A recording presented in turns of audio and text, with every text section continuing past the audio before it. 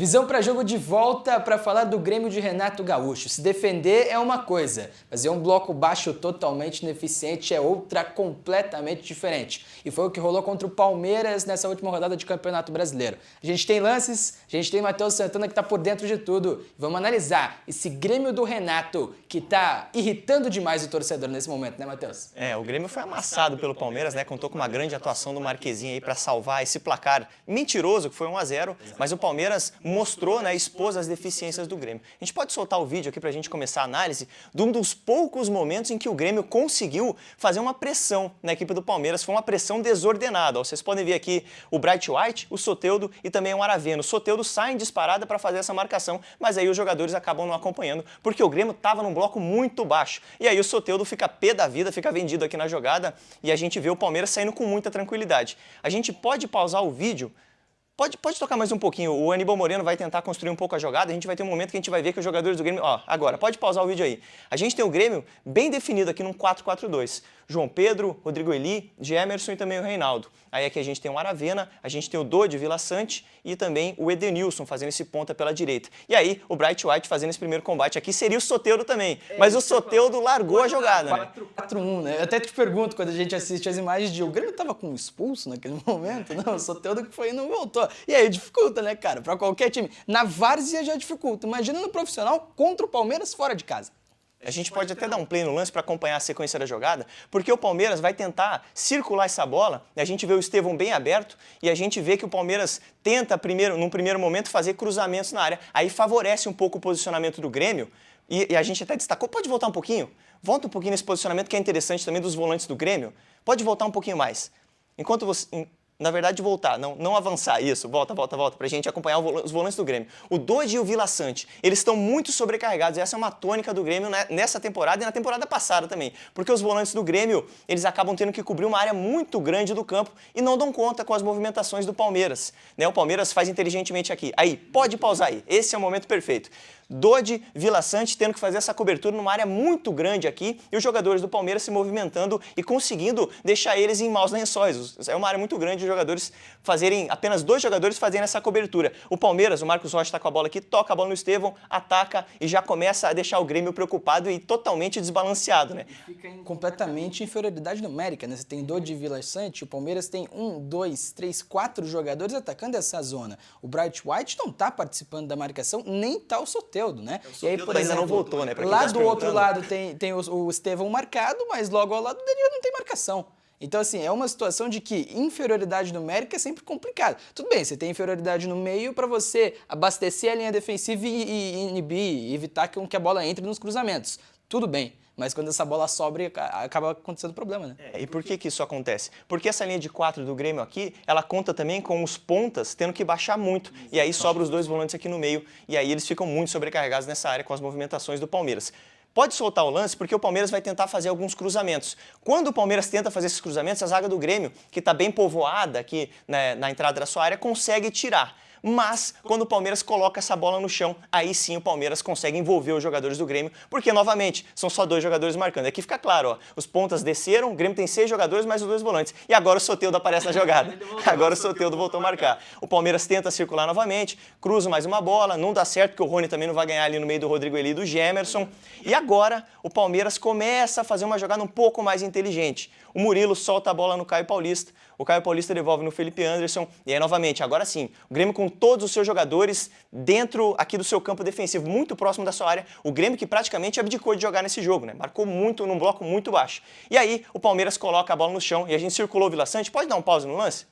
A gente circulou o Vila Sante por quê? Porque ele está preocupado aqui em marcar o Felipe Anderson, mas ao mesmo tempo ele vai correr para trás porque o Edenilson e o João Pedro vão largar os marcadores deles, os jogadores que eles estão marcando, e aí o Vila Sante vai ficar aqui no meio dividido. Ou ele vai nos 2 jogadores, ou ele vai no Felipe Anderson. E a gente vai ver que o Caio Paulista vai tocar essa bola no Aníbal Moreno, que vai vir aqui receber, o Soteldo de novo não vai acompanhar e vai construir essa jogada, vai chegar no Felipe Anderson, vai sobrar para o Maurício. Pode dar um play. Tem uma tendência, só rapidamente nesse lance também, né? O Vila Sante, a gente vai ver mais pra frente no lance do gol, ele tenta compor o trio de zagueiros, né? E me parece uma orientação do Renato Gaúcho, na verdade, né? Porque o primeiro volante normalmente, isso acontece normalmente no futebol, né? Compor um trio quando o time tá em bloco baixo. O Vila Sante vai ser esse terceiro zagueiro zagueiro nesse momento. Outra coisa que dá para notar do ataque do Palmeiras. O Caio Paulista não tá pisando na linha lateral. Falta amplitude. Isso é problema? Depende, né? Se você é um time que gosta, e um treinador, né, que gosta muito de amplitude, de espaçar a marcação, para assim fazer cruzamentos, para fazer infiltrações dessa maneira, tudo bem. O Palmeiras não. O Palmeiras quer aproximar os jogadores do lado do campo para sair uma tabela e conseguir infiltrar.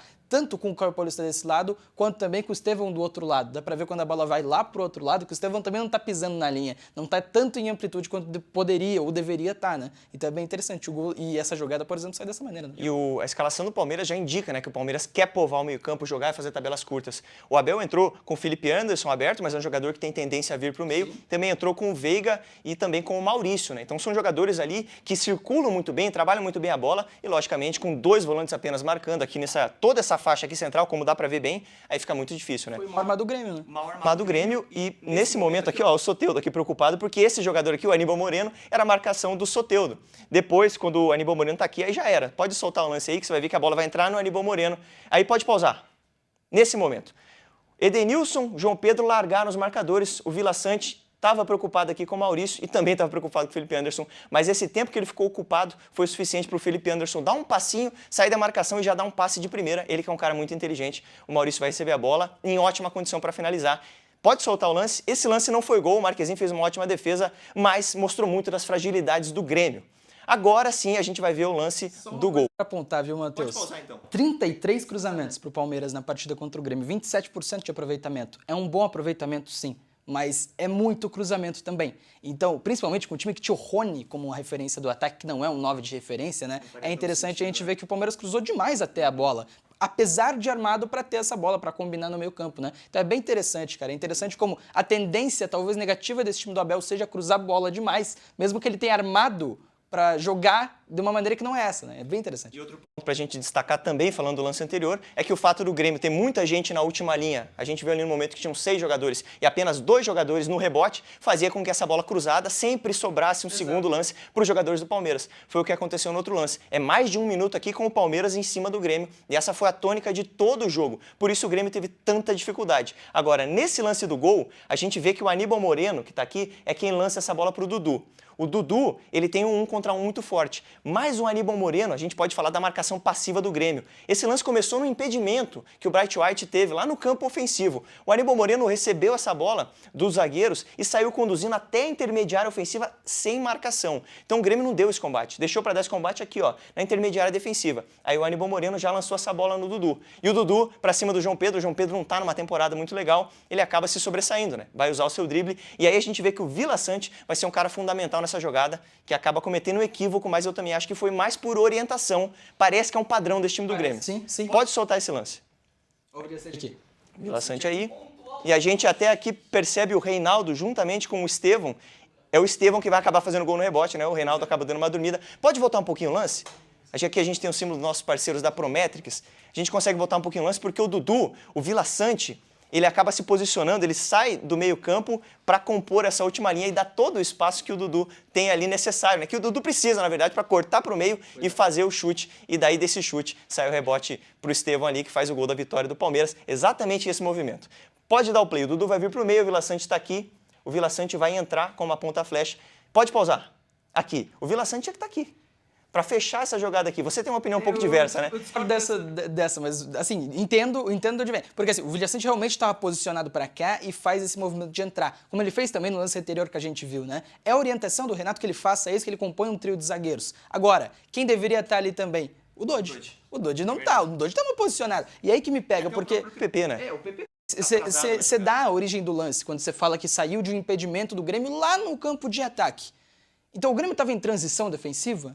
Não tá, ou não deveria estar. Mas a movimentação, exatamente, a movimentação do meio-campo é de um time que estava em transição mal feita. Então, até assim, porque, Vitinhos, os jogadores do Palmeiras não fizeram muita movimentação. Foi um lançamento pro Dudu, o Dudu pega a bola, corta pro meio e não tem ninguém aqui no meio para impedir o Dudu de avançar com essa bola e fazer essa finalização. Eu ressalto o Vila Sante, mas ele tem A gente percebe esse padrão, ele tentando vir e recompor na defesa e fazer um zagueiro, né? E é interessante, né? Aqui passa o jogador com o Rodrigo ali na marcação, né? O Vidiaçante nota a tendência e aí ele tenta não fazer com que haja superioridade numérica, ou pelo menos 1 contra 1. Se ele não compõe o trio, ficaria 1 contra 1, 1 contra 1 e 1 contra 1. O Vidiaçante tenta fazer com que haja superioridade numérica na defesa do Grêmio. Por isso ele afunda. Agora, o Dodi está muito mal posicionado e o PP também não cobre. E aí que é a questão. O Grêmio, falta talvez essa sincronia, esse entrosamento para conseguir resolver simplesmente, e é realmente uma solução muito simples, é só ter cobertura, mas não aconteceu. Então, não é um problema de peça, né? O Vila Sante é um excelente jogador, um dos melhores volantes do futebol brasileiro,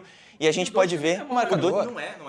Fazendo uma boa temporada. E engraçado que nesse momento o Grêmio tem 3 volantes no campo. O Grêmio tem o PP, tem o Dodi e tem o Vila Sante. E mesmo assim, o Grêmio... A jogada sai na frente da área e mesmo assim o Grêmio cedeu ali todos os espaços necessários para o Palmeiras. O jogo teve 35 finalizações do Palmeiras, contou com uma atuação espetacular do Marquezinho. 1-0 foi bem mentiroso. Falhou no gol, não? Falhou no gol. Ele rebateu ali meio mal, poderia ter feito algo melhor, mas é um goleiro que não leva nada de culpa nesse resultado, viu? Se não fosse ele, teria sido 4, 5 para mais. O Grêmio, no seu sistema defensivo, tá mostrando muita dificuldade, hein, Vitinho? Muita dificuldade, cara. É um problema no futebol brasileiro no geral, inclusive, tá? Mas com o tempo de trabalho que tem o Renato, não devia acontecer. Aconteceu contra o Palmeiras, mesmo que um bloco baixo que tenha sustentado grande parte do jogo. Gosta desse conteúdo do Visão pra Jogo? Deixa o seu like, cara, se inscreve no canal aqui embaixo e deixa um comentário também. A gente lê tudo, então comenta o que você acha desse Grêmio do Renato. E vale a gente ressaltar que esse vídeo aqui tem um patrocínio da Prometrics. Aqui eu tô com a camisa da Prometrics, nossos parceiros que aí nos dão todo esse suporte para fazer essas análises para vocês. É isso, cara. Grande abraço pra você, tamo junto, até a próxima e valeu!